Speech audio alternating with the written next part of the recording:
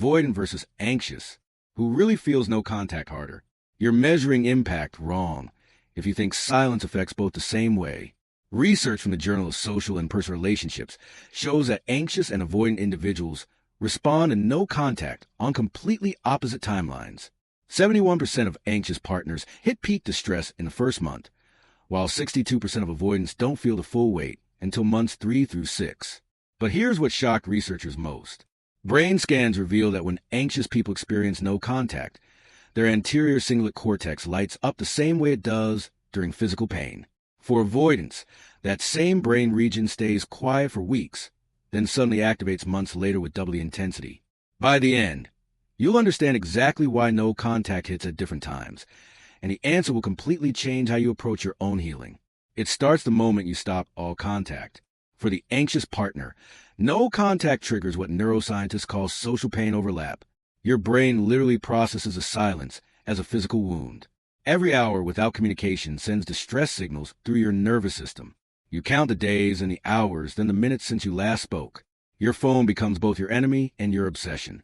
Every buzz makes your heart race, only to crash when it's not them. But here's what most people don't know. Your cortisol levels during the first week of no contact can spike to levels comparable to someone experiencing a traumatic event. This isn't you being dramatic. This is your amygdala in overdrive, treating the silence as a survival threat because to your attachment system, abandonment equals death. Meanwhile, the avoidant feels immediate relief. Their parasympathetic nervous system finally activates. The pressure valve has been released. No more expectations. No more guilt about not being enough. But here's the part nobody talks about. Research shows avoidants aren't emotionless during this phase. They're experiencing what's called emotional suppression, which actually requires more cognitive effort than feeling the emotion. Their prefrontal cortex is working overtime to keep feelings at bay. They look fine because they're burning enormous mental energy to appear fine. In week 1, they're not thinking about you much because their entire focus is on maintaining the suppression. They're catching up on sleep, seeing friends, diving into hobbies. Their nervous system registers space as safety, the opposite of yours. Around week 2, the anxious partner enters what attachment researchers call protest behavior. You've held out this long, and nothing has changed. The silence is deafening. Your brain starts problem-solving mode, but the problem is unfixable. You check their social media obsessively. Did they view your story? Have they posted anything that suggests they're sad? Here's what's fascinating. Studies using eye-tracking technology show that anxious individuals will look at their ex's photos up to 40 times longer than avoidants, searching for emotional cues they're not even conscious of seeking. By week 3, you're exhausted from what psychologists call hypervigilance. You oscillate between anger and desperation. How can they just not care? This is where no contact confirms your deepest fear, that you're unlovable, that your needs are too big. But your nervous system is actually doing something crucial. It's forcing you to feel everything now so you can process it fully. The avoidant at this point is still suppressing, but their cognitive load is increasing. They see something funny and instinctively reach for their phone before remembering they can't. These micro moments are called intrusive thoughts in psychology, and they're the first crack in the suppression dam. A song comes on. They drive past your favorite restaurant. Each time, they push it down faster, but each time it takes slightly more effort. What they don't realize is that their brain is filing away each suppressed moment, creating an emotional debt that will come due later. Around week 6, the anxious partner hits a biochemical turning point. Your body literally cannot maintain crisis-level cortisol forever. You enter what's called adaptive exhaustion. It's not acceptance yet, but your nervous system forces a reset. Suddenly, you start seeing the relationship clearly. You remember how often you initiated, how their silence isn't new. It's just permanent now. Here's the breakthrough moment. You're connecting this pattern to your childhood. That parent who was inconsistent, that early relationship where you learned love, means working hard to keep someone interested. Neuroscience shows this is your hippocampus finally connecting past and present, creating what therapists call earned security. You're rewiring your attachment system in real time.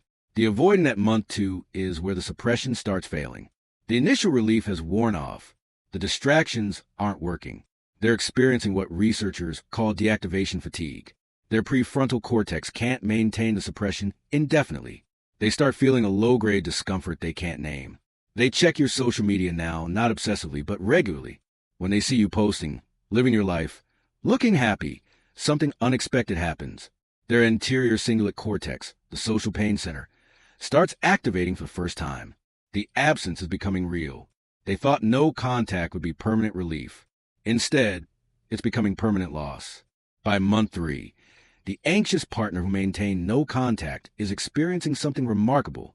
Studies show that anxious individuals who successfully maintain no contact for 90 days show measurable changes in their attachment security. You've stopped checking their social media. You're not waiting anymore. You're living. The pain is still there, but it's background noise. You're noticing something profound. Your baseline anxiety has dropped. You're sleeping better. You're remembering what peace feels like. Here's the neuroscience. Your nervous system has been in fight or flight for so long that calm felt wrong. Now calm feels normal. You're literally building new neural pathways that associate being alone with safety instead of threat. The avoidant at month 3 is finally feeling what you felt in week 1.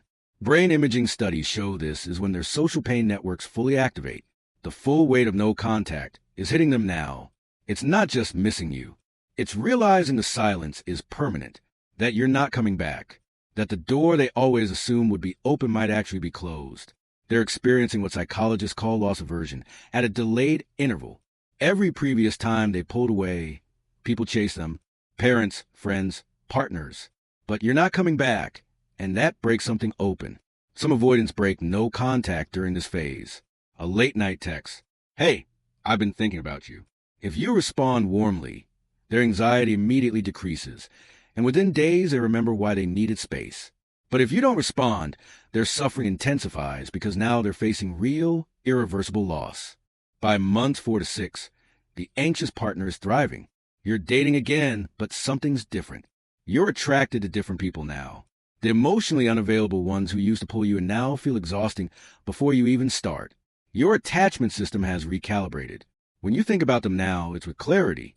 You don't hate them. You just don't need them. The avoidant is either in crisis or denial. Some hit rock bottom and start real work. They're grieving not just you, but every relationship they destroyed the same way. Research shows avoidants who finally address their attachment issues report the grief feels heavier than any breakup because they're mourning a lifetime pattern. But others double down, jump into new relationships, and watch the same pattern emerge. They carry chronic low-level emptiness they mistake for normal. So who feels no contact harder? The anxious partner feels it harder at the beginning. Your pain is immediate, overwhelming, biological. But because you feel it fully, you process it fully. Brain scans show that by 6 months, anxious individuals who maintain no contact have lower baseline cortisol than before the relationship even started. The avoidant feels it less initially, but more over time. Their pain is delayed, suppressed, then hits with accumulated force. When it catches up, it's existential. The real tragedy is both of you are suffering from the same wound. The anxious partner fears abandonment, so silence feels like death. The avoidant fears engulfment, so silence feels like survival. Both learned in childhood that love is unsafe. The question isn't who feels no contact harder. The question is who uses it to grow. The anxious partner needs to learn their worth exists in the silence. The avoidant needs to learn connection won't consume them. No contact is just information.